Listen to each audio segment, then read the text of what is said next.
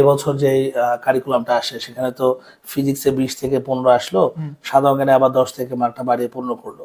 তো এই যে সাধারণ জ্ঞান, এটা তো একাডেমিক কোনো সাবজেক্ট না, ঠিক আছে? এটা তো অ্যাডমিশনে গিয়ে আমরা আসলে সাধারণত পড়ার জন্য রেখে দিতাম। কিন্তু আসলে তোমার কাছে কি মনে হয় যে এই 15 মার্কের প্রিপারেশনটা আমরা কি আগে থেকে শুরু করলে ভালো, একাডেমি থেকে একটু একটু করে পড়তে পারি, নাকি অ্যাডমিশন ফেজে আমরা ওই সাধারণ জ্ঞানের বিষয়টা নিয়ে চিন্তা করলেই হবে আসলে? আসলে কি ভাই, যে ওই এই যে সাধারণ জ্ঞানের কোনো নির্দিষ্ট কোনো টপিক নাই যে কোথা থেকে প্রশ্ন করবে।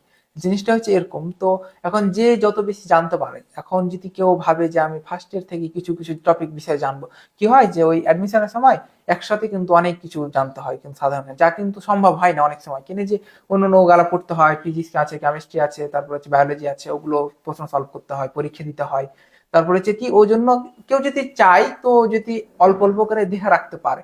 তবে কি যে আমি যেটা বলি যে আসলে সাধারণ জ্ঞানে কোনো নির্দিষ্ট কোনো সীমানা নাই, এটা স্যার এক্সামিনের উপর ডিপেন্ড করবে। তো যতটুকু পারা যায় জেনে জানি। এখন এটার পিছনে সময় না দিলে কিন্তু পারবে না, এটাও কিন্তু একটা বড় তাহলে এই সময়টা এখন থেকে একটু একটু করে আসলে দিলে। দেখে দিলেও মানে অসুবিধা হবে না, পরবর্তী এই জিনিসগুলো পড়তে হবে না আর।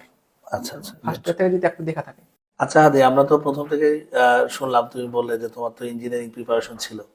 আসলে হঠাৎ করে কোন বিষয়ের কারণে তুমি মেডিকেলের দিকে বেশি অনুপ্রাণিত হলা বা মেডিকেলের দিকে ঝুঁকে পড়লা? আমি যদি বলি ভাইয়া যে আমার ক্ষেত্রে কিন্তু কি প্রথমে কিন্তু ইঞ্জিনিয়ারিং জিনিসটা, আমার ম্যাথটা ভালো লাগতো। ম্যাথ, ফিজিক্স, কেমিস্ট্রি জিনিসগুলো খুব মানে এসএসসি থেকে ভালো লাগতো, যে পারতাম, ভালো লাগতো। ওই তখন ইচ্ছা ছিল যে আমি ইঞ্জিনিয়ারিং যাব, ইন্টারও ভালো লাগলো, ম্যাথ করতে ভালো লাগলো।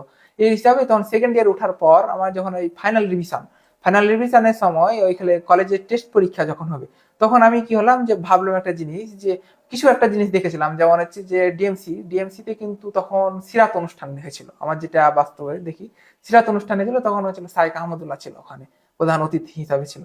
তো ওই কিন্তু আলোচনা করলো যে ডাক্তারদের অবদান কতটুকু, মানে একটা যে রোগীর সাথে যে মুমূর্ষু অবস্থায় যে কিরকম ভূমিকা পালন করে। অন্য কোনো পেশায় কিন্তু আর ওরকম মানে ডাক্তার অত কাছাকাছি কেউ যেতে পারে না, কিন্তু অন্য অন্য পেশাজীবীর মানুষরা, ইঞ্জিনিয়াররাও যেতে পারে না একটা মানুষকে ওই সময়তে।